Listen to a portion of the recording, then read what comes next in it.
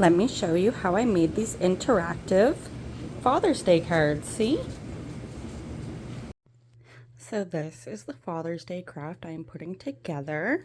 First, I got my eldest son to do his footprint. I'm going to cut it out in the shape of a sledgehammer.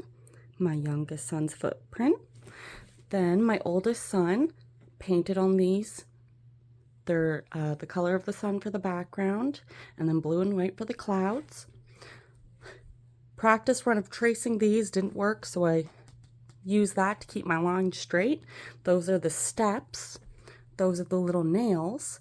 And what's going to happen is the sledgehammer is going to be there, and we're going to have these steps here on the corner, and the nails will go in there, and it'll be like, Dad, you fix everything. Happy Father's Day. Everything is cut out, and that is how the sledgehammer will be put together. Now let's put it all together. To make a hole right here, fold it and cut on the red line.